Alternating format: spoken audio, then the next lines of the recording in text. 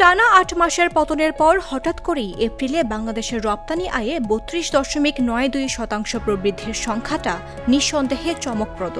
$৩০০ কোটি থেকে বেড়ে $৪০০ কোটি পৌঁছানো এই উল্লম্ফন অনেকের কাছে অর্থনীতির ঘুরে দাঁড়ানোর ইঙ্গিত। তবে প্রশ্ন হচ্ছে, এই প্রবৃদ্ধি কতটা টেকসই? রপ্তানি উন্নয়ন ব্যুরো বলছে, এটি বৈশ্বিক চাহিদা পুনরুদ্ধার ও দেশের রপ্তানি খাতের স্থিতিস্থাপকতার প্রতিফলন।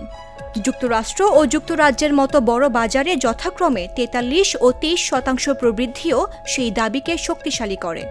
একই সঙ্গে শীর্ষ ২০টি বাজারেই ইতিবাচক প্রবৃদ্ধি, যা বাজার বৈচিত্র্যের ইঙ্গিত দেয়। কিন্তু মাঠ পর্যায়ের বাস্তবতা ভিন্ন ছবি তুলে ধরছে। রপ্তানিকারকদের মতে, মার্চ মাসে ঈদুল ফিতরের দীর্ঘ ছুটিতে উৎপাদন ও শিপমেন্ট কমে যায়। ফলে জমে থাকা চালান এপ্রিল মাসে একসঙ্গে নিষ্পত্তি হওয়ায় এই অস্বাভাবিক প্রবৃদ্ধি দেখা গেছে।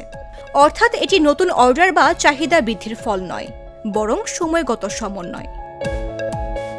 এই যুক্তিকে শক্তিশালী করে সামগ্রিক পরিসংখ্যানও।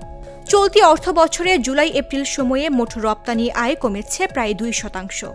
তৈরি পোশাক খাতেও 10 মাসে আয় কমেছে 2.82%। অর্থাৎ এক মাসের উল্লম্ফন দীর্ঘমেয়াদী প্রবণতা বদলে দেয়। বিশেষজ্ঞরাও সতর্ক। তাদের মতে, প্রকৃত প্রবৃদ্ধি নির্ধারণে স্বাভাবিক সময়ের ধারাবাহিক তথ্য জরুরি।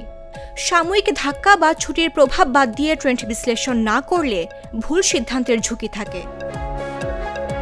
সব মিলিয়ে এপ্রিলের রপ্তানি প্রবৃদ্ধি নিঃসন্দেহে ইতিবাচক সংকেত দিলেও এটিকে স্থায়ী পুনরুদ্ধার বলা এখনই তাড়াহুড়া হবে।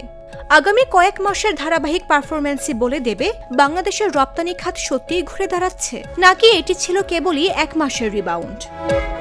মামদুহা রাইসা, জাগো নিউজ।